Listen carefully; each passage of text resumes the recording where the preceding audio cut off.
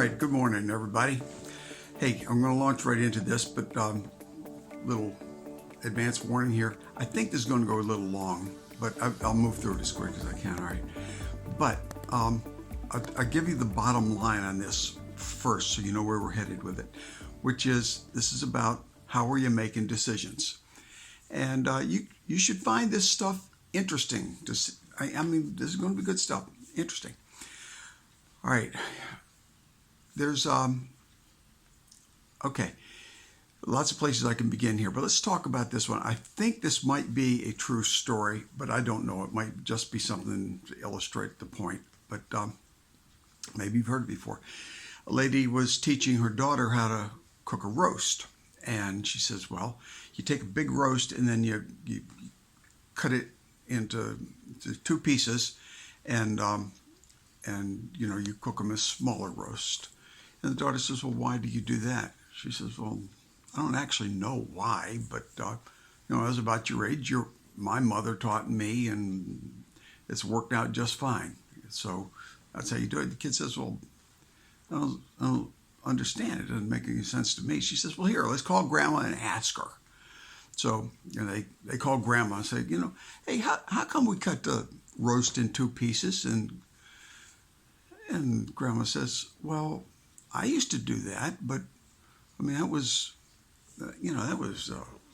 40 years ago, and we were kind of poor, and I had one little roast pan. You couldn't fit a full-size roast into it, so you had to cut it in half, and then you just cook what fit in the pan at a time. All right, so here are all these years later. You got the point on that, I think.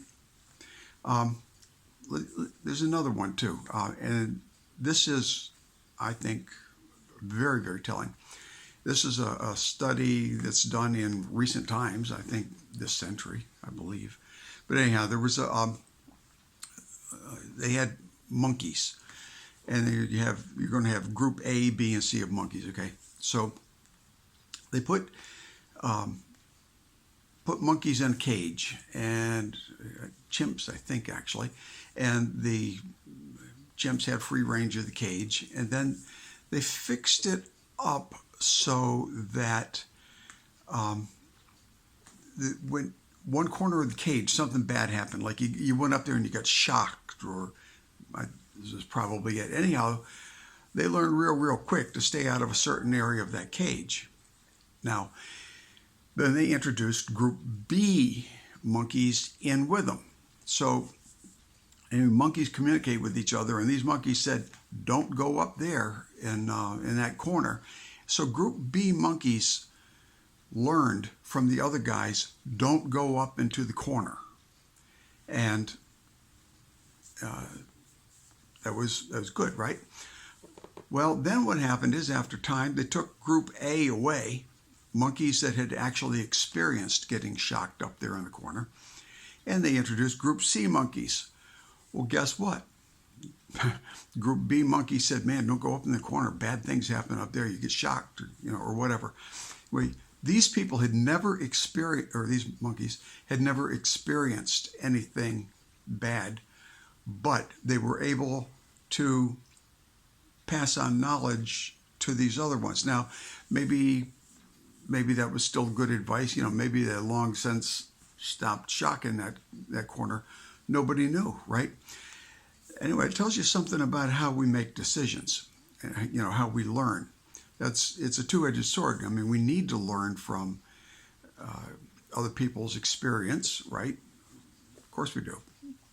But on the other hand, we need to examine premises all the time. I remember when I was a young guy, and I was struggling with, is there a God? Is there a God? I didn't believe in God for several years, and I do now, but I'm not here to preach to you, just telling you how I came to it. But it is very, very, very true. People will say, well, you can't prove there's a God. Well, of course I can't. Nobody can prove there's a God. On the other hand, you can't prove there's not. So then you make your decision on however you make your decision from there. But don't go off on one-sided, you can't prove it. It's when you can't prove it either, because here's the deal, and this is actually what tipped me over, by the way. I couldn't prove that I existed either. I realize I'm just accepting the fact that I exist on some kind of faith or whatever you call it, but just what was I supposed to do then? I wasn't prepared to accept the notion that I didn't exist.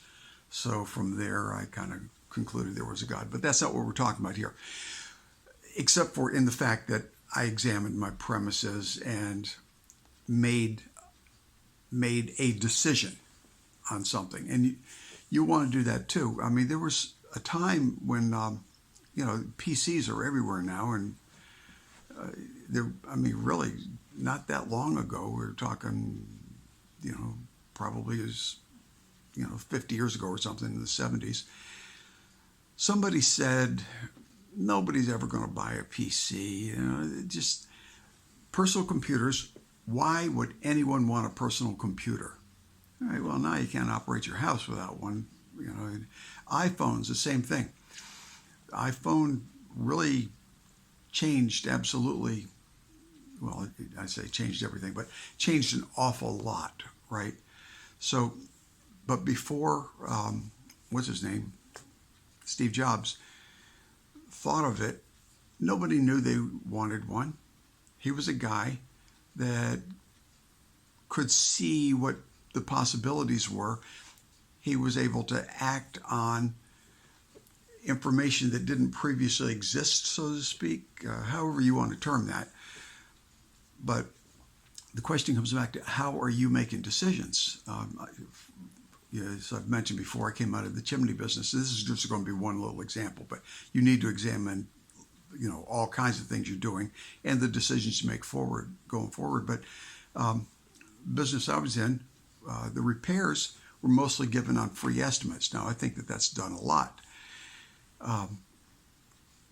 Free estimates isn't necessarily a bad thing, but I happen to know that you can run a very good business. In fact, some of the most successful people of all do not give free estimates.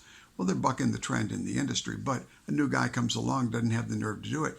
He's doing what everybody else has done. Basically, he's a Group C monkey. And I don't know if there was ever a Group A to start with. Who knows? You get my point here. I hope that you have to think through, or you should think through why you're doing what. And when it comes out to, well, everybody's doing it this way, that's kind of like momentum investing. It's true. People make money momentum investing. What's hot, jump on the board with what's hot and ride it for a while. But, does it actually make any sense? It's like right now, Bitcoin is a big thing. Will Bitcoin be a currency in the future? Maybe a real one. I don't know, but not until the price of it stabilizes. When I say price, I don't mean in dollars. I mean the price in pounds of butters and cars and houses, and it has to have a predictable, stable value. And right now, it's floating all over the darn place. When you measure, food against a dollar, it doesn't change from day to day. You measure food against a Bitcoin, and it changes a whole lot from day to day. So Bitcoin right now is really just a speculative investment, but people are jumping on it because everybody's jumping on it. And after a while, it makes sense. It's the future. You convince yourself that it's the future. It's good. Well, look hard at it. Is it good? Look hard at the things in your business and why you are doing things the way you are doing them. And they may or may not make as much sense as all that. All right, so I told you where we're going to wind up here, so I'm going to say it. How are you making decisions? All righty, see you next time. Bye. Hey friends, I hope this was useful to you. Would you do something for me? Would you please share this with anybody you know that ought to hear it too? And then would you please give me the thumbs up and subscribe, right? That's kind of important on these things. feel free to leave comments. All right, thanks a lot. And now get out there and do some winning.